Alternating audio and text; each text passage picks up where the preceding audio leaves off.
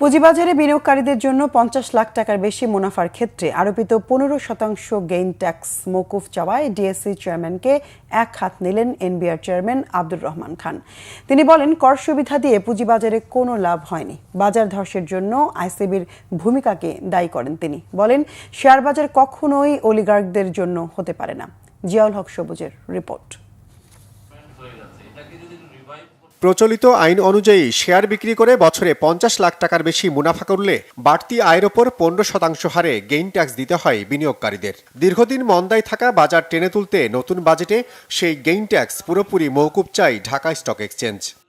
আমরা আবেদন রাখবো যে এটাকে 0% আগামী বছরের জন্য করা যায় কিনা, যেটা 50,000-এর উপরে। এটা যদি হয়, মানে আমাদের বিনিয়োগকারীদেরকে যদি আমরা ক্ষুদ্র বিনিয়োগকারীদের উপর নির্ভর করি, তাহলে আসলে মার্কেট তার গতিশীলতা পাবে না। ডিএসসির এই প্রস্তাব শুনেই চটেছেন এনবিআর চেয়ারম্যান। গেইন ট্যাক্স মওকুফের দাবি অযৌক্তিক জানিয়ে তিনি বলেন, কর সুবিধা দিয়ে কোনো লাভ হয়নি পুঁজিবাজারে। আপনাদের যে দাবিটা, এটা খুবই ইনডিসেন্ট দাবি মনে হচ্ছে। ৫০ লাখ টাকা পর্যন্ত মাপ, যেখানে লাভই হচ্ছে না কারো। খেয়াল করেন, তাহলে আপনার মার্কেটটা কাদের জন্য করতে চাচ্ছেন? তার মানে হলো আপনি এখানে একদম অলিগার্কদের জন্য করতে চাচ্ছেন।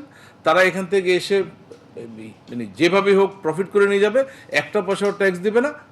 এবং এটা তো জিরো সাম গেম মার্কেটে।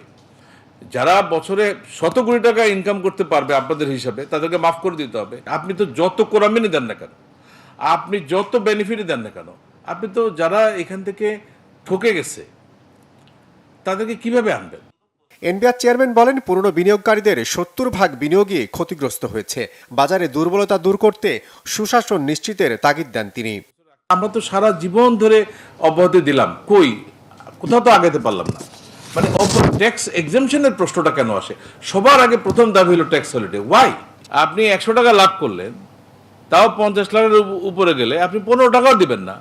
আপনি বলছেন এগুলা এই রোগ থেকে আমাদেরকে সরতে হবে। এটাও কিন্তু গভর্নেন্সের সমস্যা। কিন্তু বৈঠকে বিমা খাতের উদ্যোক্তারা নৌ পরিবহন খাতকে ইন্স্যুরেন্সের আওতায় আনতে নীতি সহায়তার সুপারিশ করেন।